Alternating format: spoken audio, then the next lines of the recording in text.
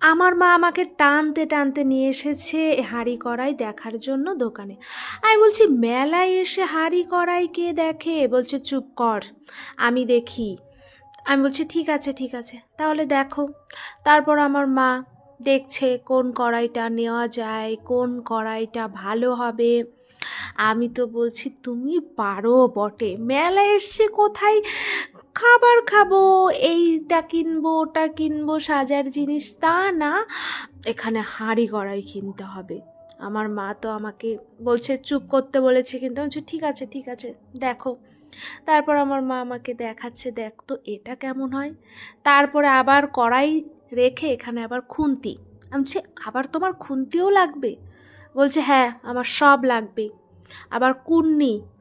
আমি বলছি মা তুমি কি নিতে এসছো মেলায় বলো তো, এই সব? আমার মা বলছে হ্যাঁ, বেশি বকিস না, এইগুলো লাগবে আর এগুলো অনেক দরকারি। ঠিক আছে নাও। তারপরে আমার মা একটা কুন্নি পছন্দ করেছে। তারপর দোকানদার কাকু কুন্নিটা ভালো করে বেঁধেও দিল, যাতে মেলায় ভিড়ের মধ্যে কারোর আবার যেন লেগেও না যায়। তারপরে আবার আমার মাই দেখো একটা খুন্তিও পছন্দ করে নিয়ে নিয়েছে।